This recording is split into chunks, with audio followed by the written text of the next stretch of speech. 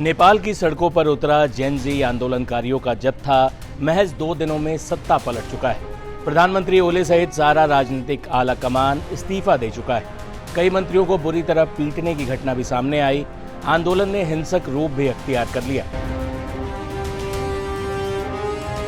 ऐसी ही तस्वीरें कुछ वक्त पहले बांग्लादेश में भी देखने को मिली थी। ऐसी ही तस्वीरें एशिया से दूर यूरोप के फ्रांस में देखने को मिल रही हैं। फ्रांस की सड़कों पर 10 सितंबर का दिन सरकार के खिलाफ जनता के आंदोलन का गवाह बना। राजधानी पेरिस में लाखों प्रदर्शनकारियों का हुजूम उमड़ पड़ा। आंदोलनकारियों का एक ही नारा था, ब्लॉक एवरीथिंग, सब कुछ बंद कर दो। लेकिन सवाल यह है कि आखिर फ्रांस की सड़कों पर ये आंदोलनकारी क्यों उतरे? क्या एशिया से निकला जेन ज़ी विद्रोह यूरोप तक पहुंच गया है?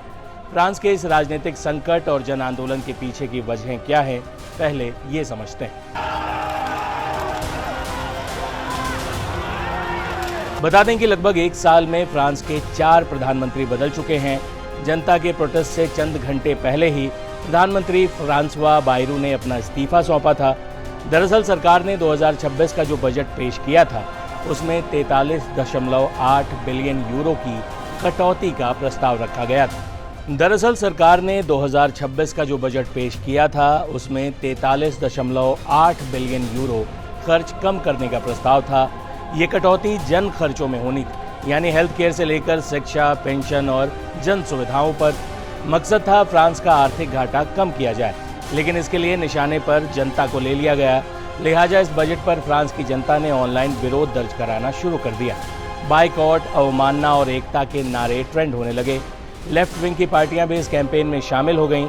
10 सितंबर का दिन तय किया गया जब ब्लॉक एवरीथिंग के नारे को अमली जामा पहनाया जाएगा। लेकिन उससे पहले ही फ्रांस की संसद में प्रधानमंत्री फ्रांसवा बायरू के खिलाफ अविश्वास प्रस्ताव पेश किया गया। बायरू विश्वास मत साबित करने में नाकामयाब रहे। उन्हें 194 वोट मिले, जबकि उनके खिलाफ 364 वोट पड़े। ऐसे में बायरू को इस्तीफा देना पड़ा। राष्ट्रपति मैक्रों ने नया प्रधानमंत्री भी चुन लिया है, लेकिन फ्रांस की जनता अपने ब्लॉक एवरीथिंग अभियान से पीछे नहीं हटी। 10 सितंबर को फ्रांस की सड़कों पर आंदोलनकारियों की भारी भीड़ दिखी।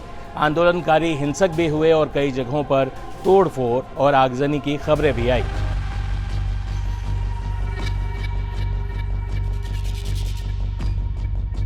सुरक्षा बलों की भारी तैनाती के बावजूद राजधानी पेरिस समेत कई बड़े शहरों में हालात बिगड़ गए। ब्लॉक एवरीथिंग कोई सामान्य प्रदर्शन नहीं है। यह आंदोलन इस विचार पर आधारित है कि देश की मौजूदा राजनीतिक व्यवस्था अब जनता के काम की नहीं रह गई। इसकी शुरुआत दक्षिणपंथी समूहों ने की थी, लेकिन अब इसे वामपंथी और अति वामपंथी ताकतों ने अपने कब्जे में ले लिया है। प्रदर्शनकारियों का सीधा संदेश है कि अगर सिस्टम काम नहीं करता तो देश की मशीनरी को रोक दो। इसी सोच के चलते उन्होंने हाईवे, शहरों और परिवहन तंत्र को ठप करने का ऐलान कर दिया। यही वजह है कि इसे ब्लॉक एवरीथिंग यानी सब कुछ रोक दो कहा जा रहा है। 10 सितंबर के दिन फ्रांस की सड़कों पर इस आंदोलन का असर भी देखने को मिला। गृह मंत्री ब्रूनो रटायो ने जानकारी दी कि बोर्डो में करीब 50 नकाबपोशों ने हाईवे को रोकने की कोशिश की। इसके अलावा अलग अलग शहरों में आगजनी और हिंसा की घटनाएं सामने आई। पेरिस पुलिस ने 75 प्रदर्शनकारियों की गिरफ्तारी की पुष्टि की है, जबकि विंसी कंपनी ने मार्से, मोपेलियो, नात और लियोन जैसे बड़े शहरों में ट्रैफिक ठप होने की बात कही। कई जगहों पर आंदोलन हिंसक भी उठा। ये आंदोलन फ्रांस के लिए नया जरूर है, लेकिन इसकी गूंज 2018 के येलो वेस्ट विद्रोह की याद दिला रही।